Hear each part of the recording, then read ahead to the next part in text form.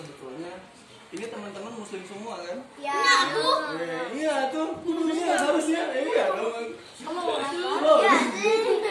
Karena dalam Al-Quran 1/3 isi Al-Quran itu berkaitan dengan sejarah dan bukan tidak saya sederhanakan bahasanya ya. Dan sebetulnya kenapa Allah menuliskan kisah-kisah orang-orang terdahulu di kisah-kisah orang terdahulu dalam Al-Quran, dalam kitab suci kita, dalam pedoman hidup kita sebagai orang umat muslim itu, karena sangat banyak pelajaran yang bisa kita ambil. Nah, kenapa sih penting belajar sejarah? Teman-teman mungkin tahu ya bahwa sebelum kemerdekaan negeri ini sempat diduduki oleh orang-orang jahat. Orang-orang jahat yang berasal dari negeri seberang, dari Eropa gitu kan, yang awal mulanya niatnya itu untuk berdagang. Namun lambat laun mereka melihat potensi yang ada di negeri ini, terutama di pulau tempat kita tinggal, tempat kita lahir, tempat kita bertumbuh kembang, hingga sekarang teman-teman bisa berkumpul di sini. Pulau apa? Jawa. Pulau Jawa. Mereka melihat sumber daya alam yang sangat melimpah ruah. Nah, salah satu sumber daya alam yang terdapat di Pulau Jawa ini ada yang disebut dengan emas hijau dan emas coklat. Emas hitam. Kopi sama. Ayo, kira-kira apa? Mas hitam hijau. Kopi hijau. Wey, pintar-pintar semua ini. Udah dikasih tahu. Oh, pantesan. Udah dapat spoilernya ini. Nah, selain para penjahat itu, atau yang kita katakan sebagai para penjajah kolonialis ya, dari orang-orang Eropa itu mencuri gitu kan apa yang terkandung dalam tanah pulau ini gitu kan, tanah bangsa ini, tanah negeri ini. Mereka juga ternyata menjarah. Menjarah teh apa? Menjarah itu mencuri, mengambil paksa, merampok. Nah, selain merampok isi ini gitu kan, tetapi juga merampok. Iya, merampok iya. Oh, kalau handphone mah nggak usah dirampok, BC banyak. Di Shopee dapat potongan harga lagi. Nah, mereka juga merampok ini. Apa ini? Buku. Ilmu. Manuskrip. Nah, artefak dan lain sebagainya. Dan tidak heran sebetulnya kalau sekarang teman-teman ingin belajar sejarah terkait dengan terkait dengan sejarah Nusantara, sejarah Islam, sejarah Indonesia, kita harus kemana? Harus ke Belanda, harus ke Leiden, harus ke Inggris, ke Oxford dan lain sebagainya. Nah, dari sini kita bisa melihat kenapa sih sebetulnya para penjajah itu begitu begitu fokus, begitu serius mencuri sumber-sumber sejarah milik bangsa kita gitu kan. Nah, dari situ sebetulnya para penjajah itu ada keinginan untuk menuliskan sejarah ulang versi mereka. Nah, jadi misalnya gini, salah satu yang didistorsi itu atau diselewengkan itu sejarah apa ya? Biar saya ingat-ingat dulu. 350 tahun negara ini dijajah. Mungkin ini itu salah satu kalimat yang teman-teman familiar, betul nggak? Dalam buku-buku sejarah. Padahal faktanya tidak. Faktanya tidak seperti itu. Nah, teman-teman tahu dari mana 350 tahun negeri ini dijajah? Dari buku sejarah? Dari guru. Dari guru udah tahu dari mana? Pasti dari buku kurikulum. Dari orang yang selamat dari perang. Nah, sebetulnya itulah salah satu kenapa kita pentingnya belajar sejarah itu ya, biar kita bisa memilih, bisa memilah dan memilih mana sih sebetulnya sumber sejarah yang betul-betul sesuai dengan fakta, mana sejarah yang telah diselewengkan oleh siapa? Nah, oleh para penjajah atau orang-orang yang memang memiliki pemikiran sama halnya dengan para penjajah tersebut.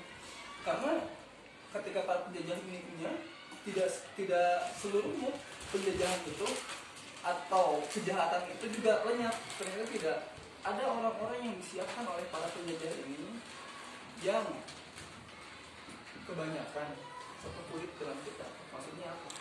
Maksudnya para penjajah ini adalah dari bangsa negeri kita sendiri. Maksudnya sama seperti kita, orang lokal gitu. Nah, kapan itu terjadi? Ketika politik etis mulai disahkan di negeri Belanda pada tahun 1901. Nah, jadi kenapa kita penting belajar sejarah itu? Yang pertama, agar kita bisa memahami agar kita bisa mengambil pelajaran tentang kesalahan-kesalahan orang terdahulu itu seperti apa. Sekaligus kita juga bisa melihat bahwa kebesaran orang-orang dulu itu sebetulnya itulah nenek moyang kita, itu leluhur kita. Maksudnya gini, teman-teman kan ini semua apa sih tahu Pangeran Diponegoro kan? Nah, bagaimana Pangeran Diponegoro itu berhasil membangkrutkan Hindia Belanda hanya dalam waktu 5 tahun. Tahu nggak kira-kira berapa jumlah kerusakan atau saya kasih ini satu. Ya, 25 juta golden. Nah, sebetulnya Diponegoro itu siapa? Muslim. Nah, Pangeran Diponegoro itu Muslim. Nah, sebetulnya siapa? Itu leluhur kita, itu kakek moyang kita. Nah, sebetulnya ingin jadi apa kita hari ini? Harusnya kita itu mencontoh orang-orang besar. Kita harus mencontoh orang-orang hebat. Sekarang juga saya sering banyak ya nanya anak-anak seperti apa usia teman-teman ini mau jadi apa? Jawabnya simpel, pengen jadi YouTuber, pengen jadi gamers dan sebagainya. Itu mah cetek, itu mah kecil. Harusnya jadi apa? Jadi seperti Pangeran Diponegoro. Salah satunya. Harusnya jadi apa? Jadi orang-orang hebat. Karena teman-teman ini dilahirkan oleh Allah Subhanahu Wa Taala dengan potensi yang luar biasa. Teman-teman ini sebetulnya saya percaya teman-teman ini adalah para pemimpin negeri ini, para pemegang kekuasaan negeri ini di masa yang akan datang. Mungkin hari ini masih teman-teman masih senang lari-lari, masih senang kayak gini gitu kan ya, gitu kan,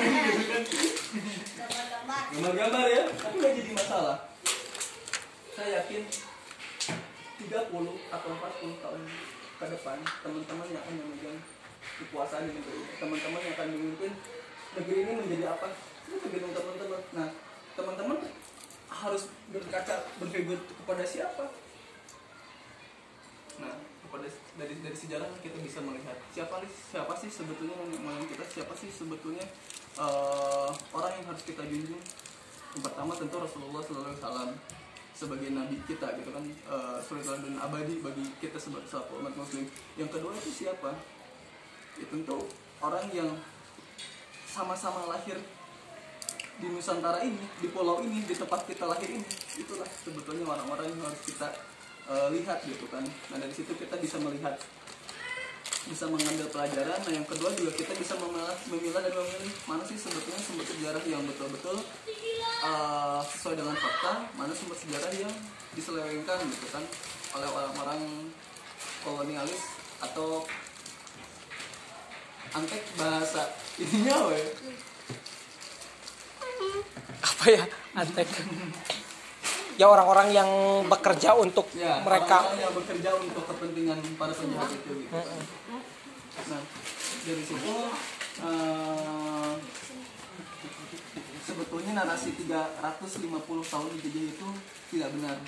Nah, yang benar itu apa? 350 tahun negeri ini berjihad fi sabilillah melawan kejahatan para kolonial itu. Nah, teman-teman mungkin lihat atau baca dalam buku sejarah itu ada perang Diponegoro, ada perang Padri, ada perang Patimura, ada perang Angora. Terus nah, coba teman-teman lihat siapa yang dilawan oleh para pahlawan? Penjajah. Nah, sebetulnya kalau kita dijajah, betul-betul 350 tahun dijajah, mungkin nasib kita tidak akan seperti ini. Mungkin teman-teman nggak akan sekolah, mungkin teman-teman juga akan lahir, saya dan teman-teman mungkin tidak akan lahir di Nusantara ini. Bisa jadi sebetulnya ya kita ini tidak benar-benar tidak pernah lahir di dunia gitu kan. Namun karena kegigihan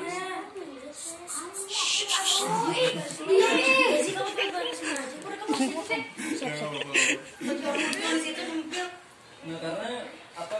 Karena agama Islam yang menjadi menjadi motivasi perlawanan terhadap kafir penjajah ini, ada para penjajah inilah yang istilahnya berhasil mengusir para penjajah gitu kan. Dan kalau teman-teman percaya 350 tahun kita dijajah, coba lihat suku Indian di Amerika, apakah masih ada? Enggak. Udah dibantai sama Apakah suku aborigin masih tersisa ada? Sekarang ada sisanya tinggal 40.000, itu pun konservasi. Ya, konservasi berarti sudah kayak ini kan? Kayak burung cendrawasih. Kayak cakalang, kayak binatang yang dilindungi. Dilindungi di konservasi itu. Nah, betul seperti itu. Kayak binatang itu kan berarti sebetulnya apa ya, kejahatan yang dilakukan oleh para penjajah Eropa itu sangat-sangat kejam gitu kan, hingga akhirnya apa ya, jumlah manusia yang sangat banyak, jutaan hingga menjadi puluhan ribu gitu kan. Nah, bayangkan kalau tidak ada para pahlawan di negeri ini, tidak ada para ulama, tidak ada para kiai, ya mungkin dia tidak akan pernah lagi. Jadi sebetulnya narasi 350 tahun dijajah itu bohong. Yang benar apa? 350 tahun kita berjihad fi sabilillah melawan kafir penjajah atau penjajah dari Eropa atau penjahat dari Eropa. Tapi harus kita tuh merdekanya tuh udah 340, udah hampir 400 tahun. Nah, sebetulnya karena waktu itu posisi negaranya itu tidak satu dari Sabang sampai Merauke kan, maksudnya itu masih pisah-pisah. Ada kerajaan-kerajaan atau kesultanan-kesultanan. Nah, itu sebetulnya format negara di hari dulu gitu kan, seperti dulu tuh seperti itu format negaranya. Kayak misalnya gini, sekarang kan kita satu pulau Jawa, Jawa Barat, Jawa Tengah, Jawa Timur, Banten, Jakarta.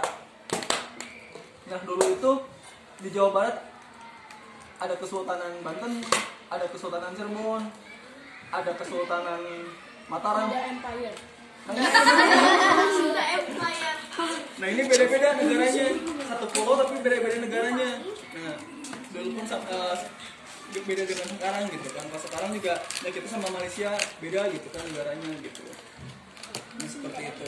Makanya sebetulnya yang latar belakangi perlawanan terhadap kolonialisme itu kepentingannya adalah Islam, karena semangat Islam yang mewajibkan untuk mengingatkan kafir penjajah tersebut yang sempat kita hidup seperti itu.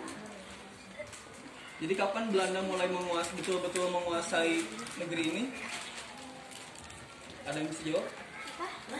Kapan kira-kira Belanda 98 mulai berkuasa di negeri ini? 1839. 1951 Berapa? 1951 1451. Wah, itu mah atau pas juga belum ditatuin. 15. Ini pas zaman di Ponorogo berakhir kapan tuh? 1830. Nah, jadi sebetulnya Belanda benar-benar menjadi penguasa tunggal atas negeri ini atau atas Pulau Jawa ini pasca kekalahan Sultan Abdul Hamid Heri Cokro Kabirul Mu'minun, Sayyidin Panatagomo, Khalifatul Rasulullah, Penetek. Panatagomo, Sayyidin Panatagomo, Intan Jawa Sadaya. Nah, ini ya panjang emang panjang. Itu gelarnya. Itu gelarnya siapa coba sih tadi? Di Ponorogo. Ya. Kalau kita kan cuma tahu Ya tadi, boleh diulangi lagi katanya gelarnya apa? Sultan Abdul Hamid Heru Cokro Kabirul Mukminin Khalifatul Rasulillah Intan Najawi. Panjang ya? Ada yang lebih panjang lagi. Itu cuma gelar di Ponorogo ya. Gelar yang menjadi motivasi. Udah masuk? Oh, udah masuk. ya. Pasien gaji sama Rashid udah diambil lagi. Diambil apa? Nanti udah diambil. Ya. Apa? Hah? Nanti aja bentar. Lagi doa sih dikit lagi. Siap. Ini ada satu gelar yang lebih Nah, panjang ini lagi. coba gelar nih, Nah, ini dengerin. gelar dari siapa? Tahu. Sultan Anyanok Sumur Agung. Nah, ini orang yang ngasih gelar kepada Sultan Agung Hanyakusumo. Tahu nggak siapa? Dan Mas Gelang MK. Nah, Sultan Agung ini sebetulnya sultan yang mendapatkan gelar legitimate, pengesah, maksudnya gelar resmi dari Khilafah Turki Utsmani dari Khalifah Muhammad IV.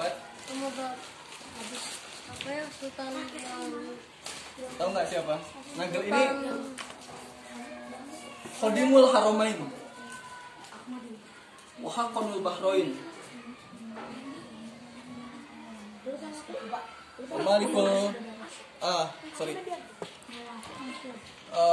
Malikul Bahrain, Wahakonul Bahrain, Wahadimul Haramain. Terus tuh Sultan Gozi Nah, Gozi. Kaisar Irumi. Kaisar. Nah, Kaisar. Berapa nama gelarnya? Pertama Gozi Kaisar Irumi. Malikul Bahrain, Raja Dua Benua. Wahakonul Bahrain, Han Agung Dua Samudra. Langsung Han itu Raja. Han itu namanya gelar raja yang biasa dipakai orang-orang Persia atau ini Mongol.